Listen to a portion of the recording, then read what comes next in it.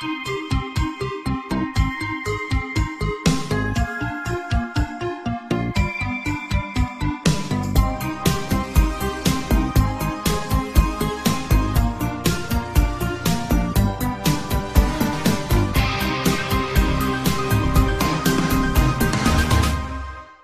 Old Rabbit Hole.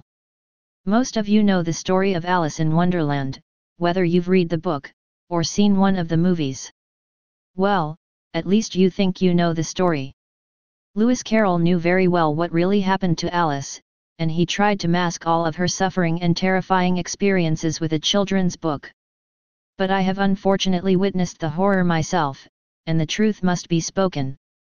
I was 8 years old and lived with my parents. I was an only child, and was rather happy with it. I loved reading, it was my favorite pastime. Still is, really. My best friend was Haley Green. She lived right next door to me in apartment 208. Our neighborhood was calm, quiet, and we were the only children our age that lived there. There were pools, gaming and computer rooms, gyms, but Haley and I always spent our time at the old playground behind the older apartments that no one really lived in. They were towards the north. Vines grew on the walls and grass was well overgrown. We never really thought of why there would be no one who lived there anymore. The playground was old and small. Come to think of it, I wonder how it didn't break just beneath our feet, since we were always running and jumping on it. The playground, or as we called it, the castle, was where we'd run away from the giant mutant sea monsters that would grow legs and come out from the lake, or where we'd find cover so we wouldn't be hit with a massive ball of fire from the deadly sky dragons that flew above us trying to destroy the castle. Our imaginations were creative and the ideas were endless. Our childhoods were magnificent, up to a certain point. There was a forest just a few yards away from the castle. We never went in there, since our parents warned us multiple times not to. They'd tell us stories of kidnappers living in there, or of massive venomous snakes. Haley and I wouldn't go in, saying that it's off-limit grounds, where the horned three-headed werewolves lived. Entering never seemed tempting to us, really, it was just something that even to us, seemed obscure to do. One day, however, that changed. I went out to the playground, as usual, to find Haley sitting there on a swing. She was facing the dense forest, her gaze stuck on the trees. I approached her, not thinking much of it. After all, you wouldn't either. Did you see that? She suddenly said before I could even open my mouth. She didn't look away. See what? I asked, puzzled, squinting into the forest. That rabbit. It was white, its eyes were reddish pink, and it seemed to be wearing something. Did it have a watch? I was reminded of the one from Alice in Wonderland, one of my favorite stories at the time, and I instantly began playing along with Haley, like this was another imaginative adventure. But she didn't reply, just stared into the forest. Suddenly she stood, and inched towards the trees. Haley? What are you doing? We have to find him, she said. Her voice wasn't the normal, high-pitched tone she always used. It sounded offbeat, almost robotic. I followed her anyway, confused and curious. She was soon at the forest's edge when she paused. Her long, dirty blonde curls bounced on her back from the oncoming breeze. Something was wrong here. I didn't know what it was, but something was very wrong. Haley wasn't being herself. It felt as if I were standing behind a stranger. Just the energy she gave off was dark and unpleasant. But Haley was my best friend. I wasn't just going to abandon her. I reached out to place my hand on her shoulder. Let's go back, Haley, we shouldn't be so close to. Before my hand touched her, she sharply turned her head back toward me, startling me. Her face was paler than usual, but that was all I could really physically point out. She still looked a bit off. We have to find him, she repeated, sounding even stranger. Goosebumps crawled up my arms, but I reminded myself that this was all just another game. Another innocent, make-believe game. That felt incredibly eerie. Out of the blue, she darted into the woods. Shocked, I stood there for a second, watching her as she ran off into the forest, lost in the dense vines. When reality slapped me across the face, I darted in after her, hoping I was even wandering in the right direction. The trees around me did have leaves, but they looked dead. Well, not exactly looked, but felt dead, like the leaves were just an illusion. The bark was faded brownish white. The grass below my feet was dried and mixed in with the dried dirt. It was awfully silent, no birds chirping, no squirrels rustling. Just the sound of the breeze flowing through the sickly green leaves. "Haley!" I called. "Stop! I quit. Let's go home." No answer. I continued running for what felt like an eternity. I stopped for a moment when my legs refused to move much more, and my breath was gone. I doubled over, panting, when I heard a rustling just before me. Looking up, I gasped, taken aback. There was a rabbit. A white one, with pink eyes, standing by a tall, pale oak. He was wearing a coat, and in his hand was a watch. It ticked and ticked and ticked. I couldn't take my eyes off of it. That was, however, until the rabbit circled around the tree, becoming unseen for a moment. Instinctively, I followed it, only to see a large hole beside the oak. I had a feeling, just a feeling, which Haley was down there. I kneeled down at its edge, when suddenly, I was pushed, and I fell in before I was ready. In the air, I turned my head, to see for a split second the last of the entrance, where the rabbit's white face was. He had pushed me. I fell. And fell. And fell. Deep into the depths of the earth. I was terrified, but I had no more power in my lungs to scream anymore, only breathe. Something at the bottom of the hole was waiting for me, something evil and dark. But so was Haley. I knew she was down there. I just knew it. It must have been hours and hours before I finally landed on a soft surface. It still hurt. I yelped once but instantly got up. I was in a dimly lit hallway. The wallpaper was a dull gray. It felt as if no one had walked through here in ages, it felt as if I was stuck in the past. I hesitantly made my way through the hall, with its twists and turns. The farther I walked the darker it got, and even though I was alone, I felt like I was being carefully watched. Soon it became so dark, I couldn't see a thing, my own breathing was the only sound, heavy with the dust entering my lungs. I had to keep a hand on a wall to guide me through. I could swear I was being watched, followed. I was getting scared. Really scared. My heart started thudding, and I picked up my pace. But it felt as if whatever was following me was getting closer, despite my attempt to move faster. So I began to run. Fast. My hair flowed behind me as I began to hear heavy breathing other than my own. My heart pounded against my chest now, with such force I thought it might burst. I felt like I was being suffocated with the dust in here, pouring into my lungs. Sweat trickled down my face, I could feel my pulse at my fingertips, the sound of the breathing turned into eerie laughter, and growls. Bang! I hit a dead end. Whatever was pursuing me was getting terribly close. I pounded against the wall blocking me in the darkness, my fists hurting, and arms flailing. I could hear it, only a few feet away from me. It was menacing, horrifying, I could soon smell its horrid breath, which smelled like week old roadkill. The scent overwhelmed me as it inched closer, my fists still slamming against the door. I was coughing, my eyes were burning, then out of what seemed like sheer luck, the wall, or door, swung open. I sprinted out of the hallway and closed the door shut behind me, not looking back. Whatever was chasing me was trapped now, away from me. Looking around, I soon realized I was in a room colored beige and black. This room was inexplicably light, since there were no light bulbs or windows. But it as clear as day, and it wasn't as eerie. In the center of the room was a table.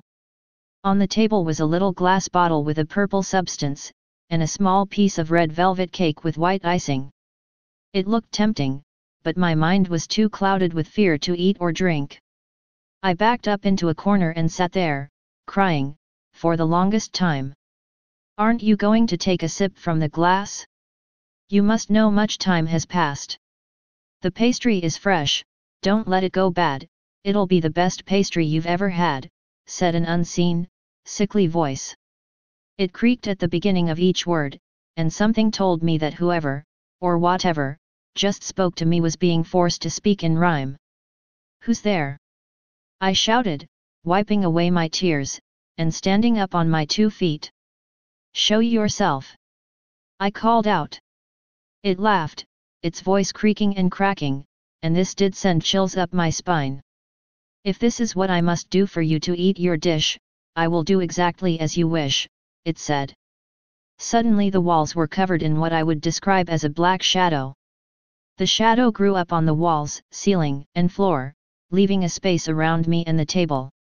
Then it all gathered together on one spot above me, then it dropped, down onto the floor, in the silhouette of a person. But this wasn't human. No, it wasn't, this was too disgustingly ghastly to be human. It turned around, and I could see a mask it wore. It was white, the face of a barn owl. Its beak opened, and it spoke once more. All you need to find your friend is a golden key, but you must comply to my rules and you must not flee. I nodded hesitantly.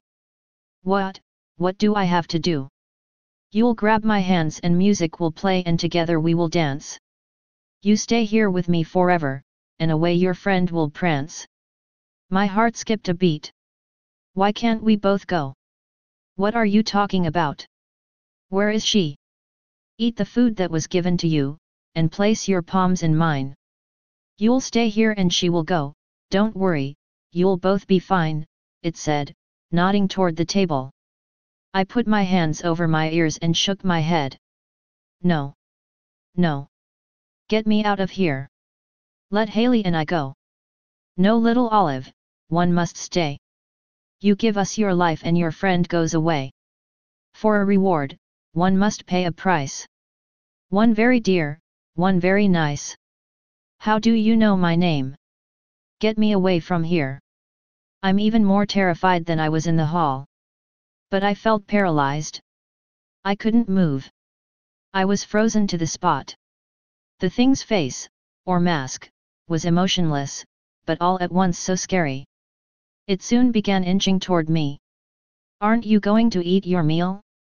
How wonderfully amazing you will then feel. Eat it and you can free your friend, with this key you can unlock all the land, it said, coming even closer, now waving an old golden key. I still couldn't move anything but my face, and that wasn't much help. Tears of pure fear trickled down my face as it came only inches away from me. It put the key away and held the glass with the purple fluid in one hand, and the piece of cake in the other. It shoved them closer to my face. I closed my mouth. Eat it, darling, doesn't it look appetizing? You'll find its effect is rather tranquilizing. I kept my mouth tight shut, refusing to eat. God knows if that's poison or something. Last chance, little Olive, you best take it now, so you can have the key and leave your friend safe and sound. She's in danger, little Olive, and so are you. I'll not give you 3 seconds, maybe just 2. 1. 2.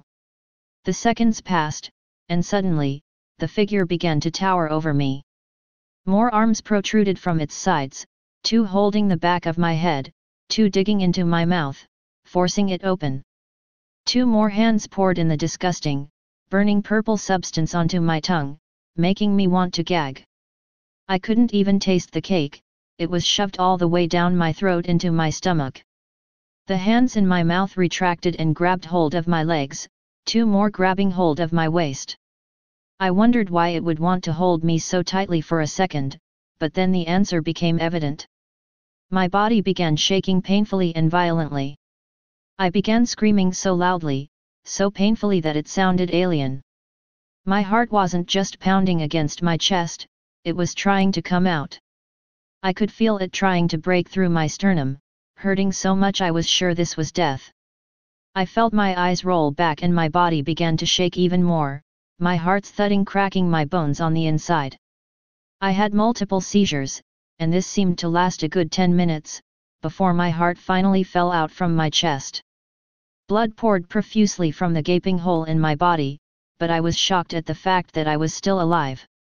My heart continued beating as it rested on the floor, flopping like a fish out of water. I screamed and cried louder. Looking down at my blood-drenched body, I realized the hole in my chest was closing up, regenerating, on its own. The thing lost its grip on me, its arms all retracting back to its body. It stood in front of me in silence as I caught my breath, doubling over. I could move again, as in I wasn't paralyzed, but I was so weak I fell to my knees, coughing the last of my internal blood. Looking back up, I saw the thing was gone. Disappeared. With my heart. The key was on the table. Absolutely terrified, I snatched it, and looked around the room to find another door, or window, something where I could escape from, but I saw nothing. Nothing at all. I felt hopeless. Scared. So many emotions in just one little girl, could it be contained for long? I sat in the same corner in which I did before, crying again. Tears flowed and flowed, down my face and onto the floor, until I had cried so much I realized that the floor around me was flooding.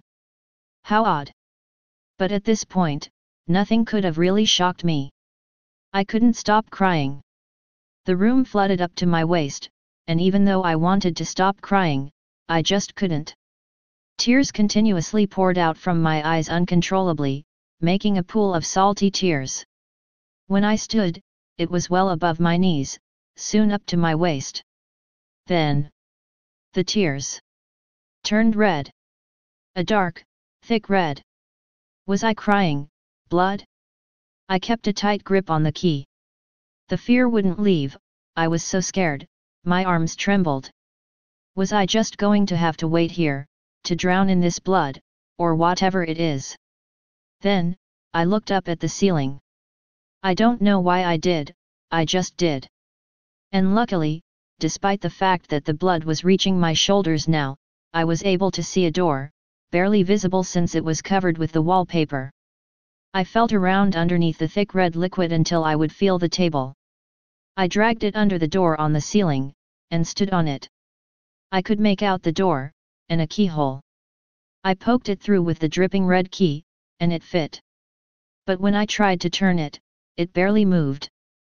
I tried with all my strength as the blood flooded higher and higher, but it was stuck. The blood was once again at my waist, crawling up my chest, up to my shoulders. I screamed, pounded on the door, tried to turn the key, but nothing worked. The blood reached my neck, putting heavy pressure on my throat. I kept on trying to turn the key, but it wouldn't move. I screamed more, the blood reached my mouth, my nose, my eyes. I was completely engulfed in the blood, left to drown. One last time, I tried to turn the key. Nothing. I began to feel lightheaded. I was left here to die, and for all I know, so was Haley. The single sound of an explosion popped my eardrums. I could breathe again, feeling around me, I was on grass. I opened my eyes but squinted, letting them adjust to a bright light outdoors. Looking around me, I was no longer covered in blood. My clothes weren't even stained red. I was just there, in an open meadow, lying with my hair in my face. I brushed it back and stood. Something was wrong with my vision. Everything would shrink, then grow bigger, go in focus and out of focus. I noticed a small cabin not too far from me, and I was drawn to it, but I stumbled a few times on the way. Every now and then I was sure I caught a glimpse of the white rabbit, but I was too dizzy and everything was just so fuzzy and I was so confused I let it go. Soon I could feel the door, and I knew I had made it to the cabin. I grabbed hold of the doorknob and turned it, pushing the door inward. I could see stairs. Stupidly, I took a single step, missed, and stumbled all the way down the stairs. When I landed on a flat surface, I saw something really, really out of the ordinary. In my dreamy, confused state, I walked toward it, and I was positive I was going insane when staring back at me was a giant centipede with two large, black eyes. I fell backwards, unable to get up again. My vision was getting even worse. "Eat this," it said. Its voice was haunting, like an echo, or vibrations. Out from under it, it rolled something toward me. Unthinkingly, I grabbed it, and instantly dropped it. "Ow!" I yelled. Whatever it was covered in what felt like needles. "Eat it," the centipede repeated. "It'll let you see better again." Now, I don't know if it was me and my insanity again, but something told me I could trust this thing. Anyway, I didn't want to go through the same terror I did earlier. I grabbed it again cautiously. I tried to look at it, but my vision kept on going out of focus. So I shoved it in my mouth. I wanted to scream as the needles pierced into my tongue, and the roof of my mouth. But I couldn't, it quickly dissolved in my mouth. My vision went black for a second, then I could see better again. The centipede was indeed huge. It gave me one last look before crawling up the wall behind it, across the ceiling and up the stairs eerily. There were no other doors or windows in here, so without another option I climbed back up the stairs. The door was left ajar, and I sprinted through it. I no longer saw a vast meadow before me. Instead, I was in another forest. Turning around, I noticed the house disappeared. Chills went up my spine as I heard voices whispering, "Was this all in my head?" No. In the distance I saw movement. Desperate to find my friend and to get the hell out of this place, I crept toward it. Through the bushes and trees I saw something that I thought would only exist in nightmares. Horrible, horrible, nightmares. A table was set, and at it were three beings. A humanoid-looking being, covered in pitch-black fur with bug eyes, and two shiny black horns protruding from its head, two nasty-looking oversized grey rats, one with a black spot on its right eye and the other with the spot on its left eye. To fill in the other seats were disturbing, pale white porcelain dolls, with their eyes poked out and their bodies cracked and clothes worn. The three beings were talking loudly, spitting in every direction. On the dark purple tablecloth was a tea set, with little dirty cups and plates at each chair. It was all so unwelcoming. I was just about to turn back around when something called out to me. "Little girl, get over here." Turning back around, the right spotted rat was waving its paw for me to come closer. I hesitantly did, and felt three pairs of eyes staring at me as I looked down on my feet, beside a chair with a doll in it. This doll's hair looked pulled out, its dress green with different colored stains. Left spotted rat came around and shoved the doll to the ground, and I saw its head crack. I flinched, and sat down in its place. I glanced at it once more, as if to say sorry, but I realized it was only a doll, and looked back at the three beings at the table. "What's your name?" Left spotted rat said carelessly. "Olive," I replied quietly.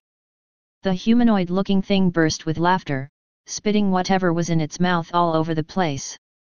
The two rats then began laughing as well. I flashed a fake smile, and they went silent again. "What kind of animal are you?" Right spotted rat said disgustedly. "I'm a human," I said. "A human girl." They laughed again, spitting even more of their chewed-up contents all over the table. Humanoid thing was the first to shut up this time. "Damn, how ugly can these creatures get? First dear's da fish, then da rats." The two rats eyed him da monkeys, now da human girls. He erupted once more into laughter, then left spotted rat smacked him with a stale piece of bread, making him shut up. "What's ya here for?" asked right spotted. I gulped, then replied, "I'm looking for my friend Haley." Said the rat, "Your friend is lost somewhere here," it questioned. Left spotted was whispering into the humanoid's ear. I nodded. I know where your friend is. But if you want me to tell ya, you have to prove yourself, Tommy. Left Spotted stopped whispering and Humanoid stopped listening to him. They just both turned to Right Spotted.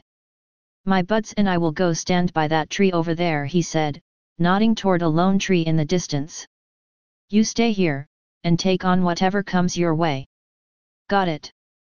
Without giving me a chance to reply, they all stood from the chairs, Humanoid chuckling. They all walked over to the tree, and stood there. Looking around nervously, I wondered what was going to happen now. Then to my left, I heard a glass break. Turning, I saw something that scared me out of my mind. The dolls were standing up on the table, staring into my soul with their absent eyes. They all had shards of glass in their hands, walking toward me. I stood from the chair and was about to run away when I remembered Haley. Anyway, where would I go if I did run off? I stood on the other end of the table and as the dolls charged toward me, I kicked them. 2 of the 6 fell off the table and shattered. 4 left to go. I went to kick another one, but it stabbed my leg with the shard of glass. I let out a deafening scream. Before the doll could puncture me again, I raised my other leg and smashed the doll with my foot. It was all going good, until I looked at the woods around me. More and more dolls were emerging from the woods. I kept on kicking, smashing, throwing, but they kept on coming and kept on stabbing my flesh. Soon I was in too much pain to continue. I collapsed and tried to fend off the dolls coming towards me, but this was no use. Their empty eye sockets seemed to contain happiness with every stab, every scream I let out. Looking down, I could see I was bleeding profusely from the deep wounds. I began to feel dizzy again. I couldn't see right. When I opened my eyes, I was in total darkness. I felt like I was walking on air. Looking down, my wounds were still bleeding, but I didn't feel pain. I fell to my knees when the terrible sound of nails on a chalkboard screeched into my ears. When the sound went away, I looked up and saw the face of some animal. Somewhat like a cat, but not exactly. It was a bluish color, and a peculiar smile showed a long array of razor-sharp, blood-stained teeth. Its eyes were white, and looked rolled back. "Hello, hello, hello there, child," it said, its voice soft but still eerie. The face turned to the side and disappeared, giving me a glimpse of its body, which was a skeleton. I jumped slightly, but continued staring straight ahead, waiting for it to come out once more. But after a good bit of silent, even disturbing waiting, I decided to speak. "Hello," I called. My voice echoed. Suddenly above me, its face appeared again. I jumped, a little more than before. "Name? Name? Name? What's your name, child?" It disappeared again into the darkness. I could feel it circling me, but I couldn't see it. I wasn't sure if this thing was a threat or not. "Olive," I said, seeing movement from the corners of my eyes in this darkness. Olive like olives, the olives in Greece. Delicious olives, nasty olives, olive, olive. Soon it became visible, circling me. Its face was the only thing with flesh, everything else was bone. This was weird, yes, but wasn't everything else I saw here weird? "Who are you?" I asked, not knowing what else to say. It stopped in front of me, sitting down before me. "I'm just a cat, a cat, a cat," it said. Looking at it more carefully, I couldn't tell if it was getting bigger, or if it was my imagination. Maybe I was getting smaller? "You're an odd-looking cat," I couldn't help but say. "Very repetitive too." It laughed and nodded. "Cheshire Cat. How did I get here?" I asked. The cat seemed nice enough for me to ask these questions to, unlike the masked man, the centipede, the humanoid, or the rats. But I kept my distance, and set my boundaries. "Here? Here means now, here means the place you speak in, you got here because there's nowhere else to go." "What? What are you talking about?" I need to find my friend, I said. The cat shrunk back to its original size, and all I could see was its face again. It didn't stop smiling, showing off those carnivorous teeth. Your friend?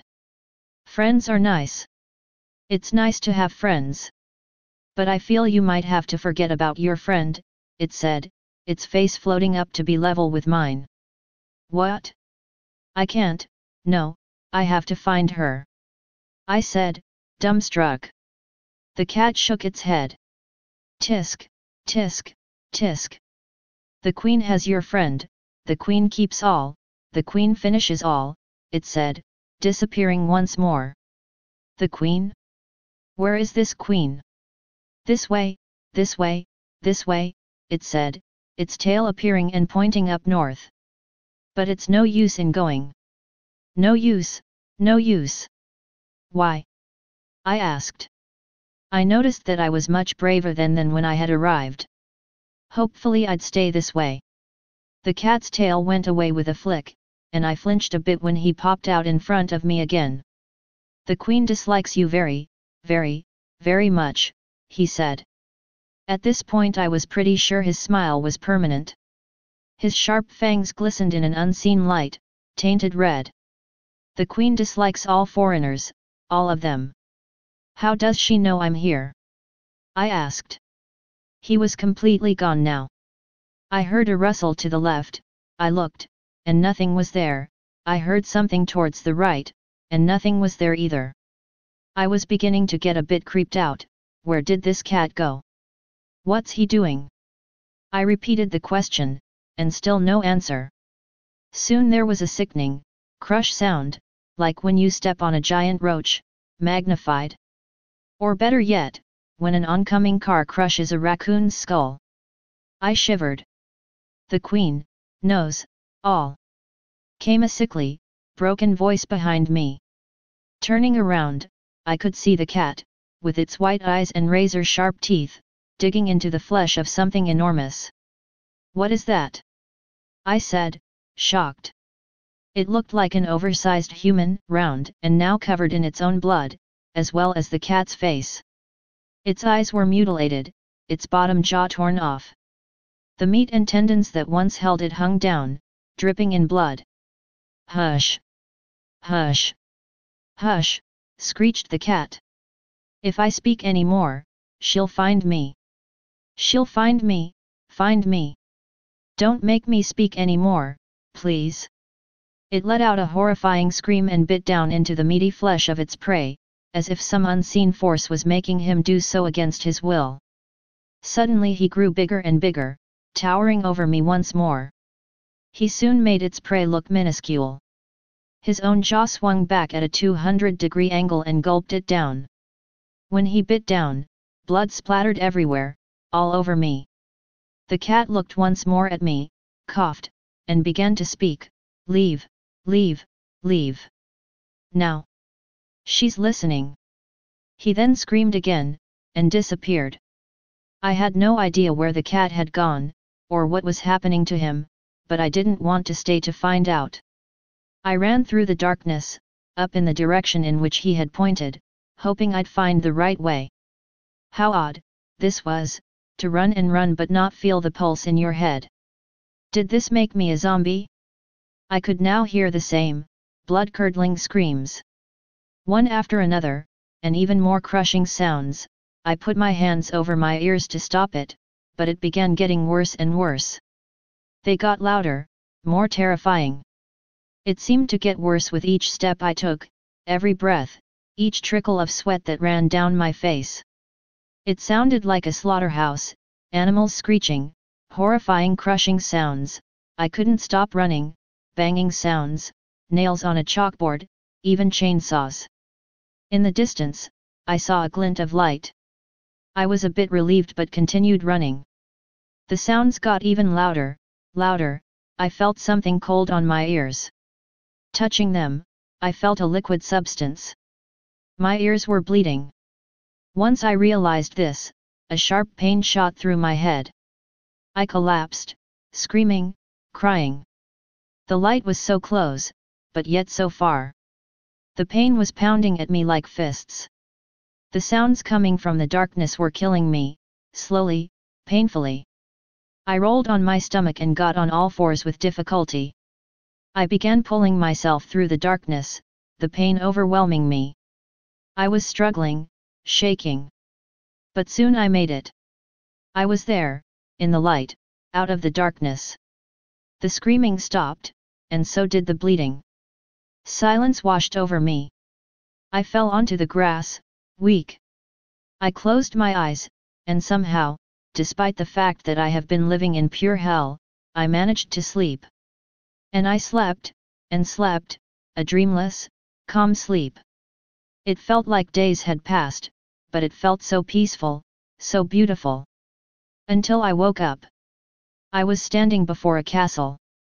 It was checkered red, black, and white. It was colossal, the biggest thing I had ever seen. But that didn't capture my attention, something else did. I couldn't move, mouth included. Only my eyes. My eyes darting around, I realized my legs were chained, my lips stitched together. My arms were spread out wide, making my body look crucified, chained to horizontal poles. Looking at who, or what, was holding the poles up, lifting my feet off the ground, I saw what I'd describe as oversized playing cards with faces, but they had no eyes or nose, only a mouth, and the mouth seemed burned shut. They dragged me into the castle, its giant double doors opening slowly and loudly. Entering, I was greeted by a long, dim hallway, lit only by torches on the walls. Ahead of me was a throne, and in it sat a woman. She was short, plump, and hideous. Her lips were painted a sick blue, pursed into a thin, cracked line. Her eyelids were sagging, painted red, and the rest of her face was wrinkly and painted white. She wore a red and brown stained once vanilla-colored dress. She smelled of week old roadkill, just like whatever had been chasing me in the hallway when I arrived. Obviously, I was staring right at the same creature. The cardmen paused about 3 yards away from her. Behind me I heard the doors close, then something rolling my way. I couldn't turn around and see, but by its sound I was pretty sure it was huge, and it had stopped just behind me. One of the cardmen grabbed the end of a chain behind my back, and as more cardmen lifted me up even higher, I was hooked onto the thing behind me. It was a wall or something to hold me up. The cardmen then bowed before the ugly woman. Suddenly, it hit me, this was the queen. Yes, indeed I am the queen, she said in a horrifying voice that sounded inhuman, animalistic, as if she could read my mind. Yes, I can read your mind. Oh shit. You're really young, child, you shouldn't be using such vulgar language, she said with obviously false sincerity. She stood and seemed to float down the steps. She had a slight hunch on her back. Like I said, hideous. She gasped. How dare you, she said, shocked.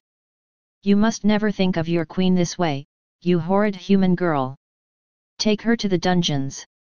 Now, this was clearly very unfair and I often wondered if she wanted to put me in the dungeons all along, just using that for an excuse. But I was so scared, I remained silent and tried to clear out my mind of all thoughts completely. In the dungeons, I heard many voices, mumbling of the insane, weeping of the unstable, snoring of the tired, and laughter of the bad.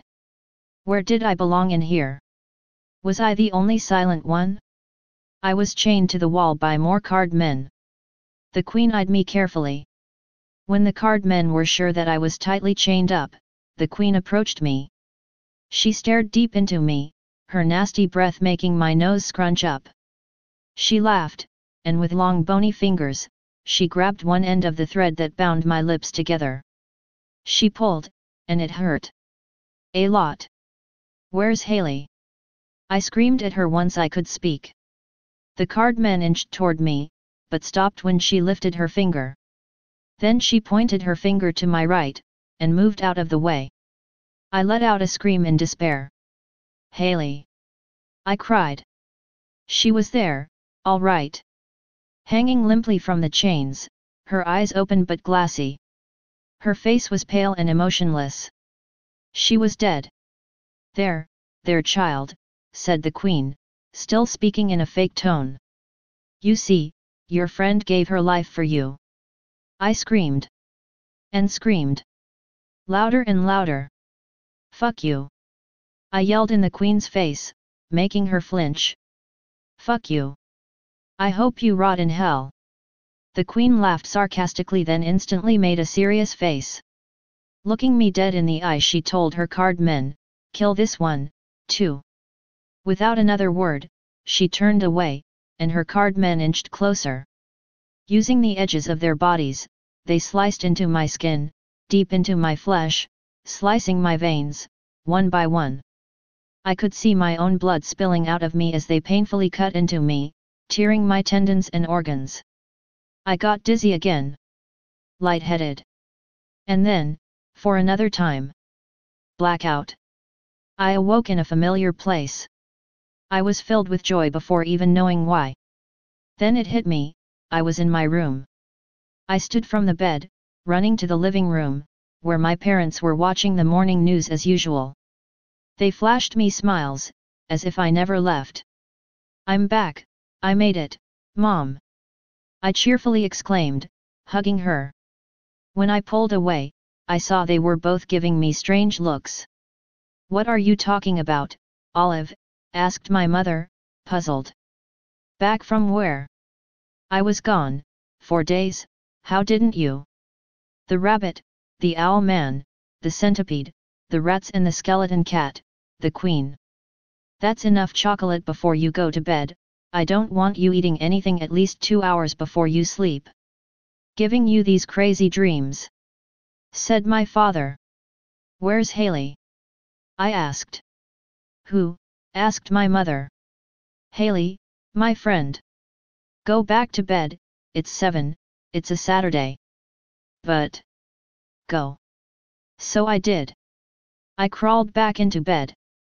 I could hear my parents talking in the kitchen. She's always had these crazy, nonsense dreams, said my mother in a frustrated tone. Who's this Haley she was talking about? Asked my father. I don't know. If this happens again, I'm calling a specialist. I zoned them out from my hearing. I took my index and middle fingers from my right hand and placed them on my left wrist. No pulse.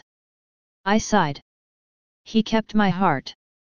Turning over to my side, my eyes already drifting off, I caught a glimpse of a light on my nightstand. Looking closer, I saw something. The golden key. And then a pain in my head. Was this all a dream?